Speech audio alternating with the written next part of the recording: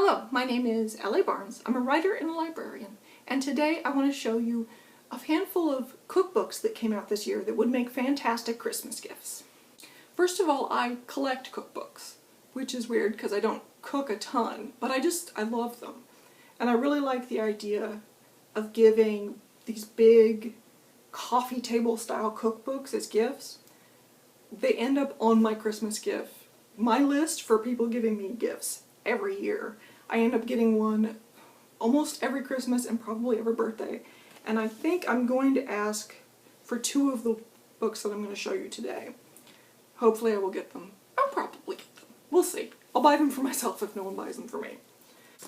The first book I want to show you is Nigella Lawson's latest book. Yes, you see this is the library's copy, so it's getting the light, but this is simply Nigella.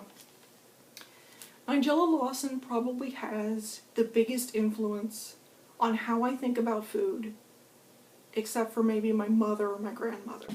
I bought her first cookbook that was published in America when it came out because I was watching her show. I ended up special ordering the UK edition of her very first cookbook before it was re-released in America. I have most of her books. She was a writer before she started writing cookbooks. She was a newspaper writer, I believe, or a journalist.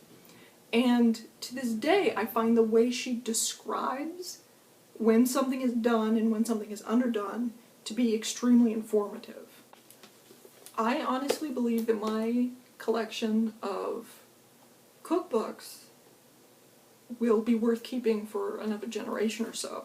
And the cornerstone of that, to me, is going to be my Nigella Lawson cookbooks, because I think she gives really practical advice, and because they're so well written. Now, the next recommendation is actually a family of cookbooks. There's one in particular I think will make a really good gift, but these are also the people I buy cookbooks from the most, and they're called America's Test Kitchen. It's based on the show is on PBS, and they put out 5 or 6 cookbooks a year. They put out a lot of them.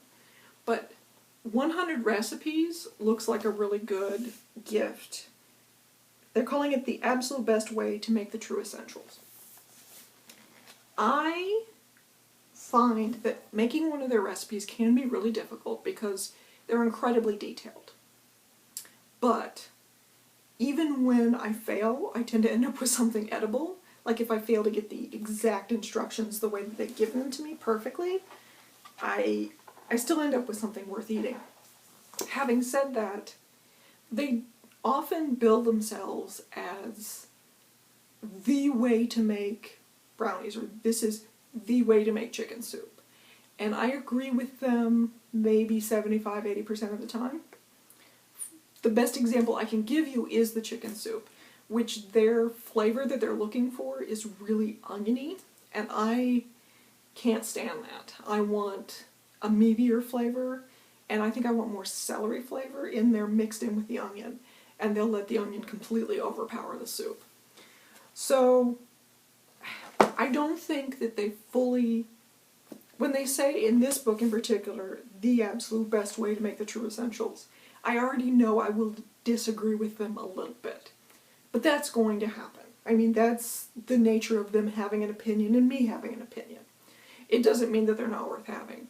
Obviously, because I literally have a pile of them sitting in front of me deciding which ones to use for honorable mentions in addition to 100 recipes. No joke. So my honorable mentions are going to be America's Test Kitchen. Again, because I think they make fantastic gifts. Every year they put out their complete book. This is the 2010. I don't rebuy it every year because I buy so many of their cookbooks. And they do repeat recipes across cookbooks. They add new ones with every book, but some of the best stuff will come back around. So I'm not super worried about buying this massive complete book every time.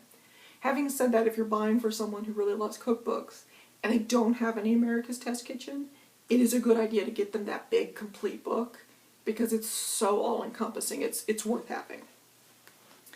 The other one I bought from them this year, that was released this year, that I've made a couple of things out of and really enjoyed, is their best Mexican recipes.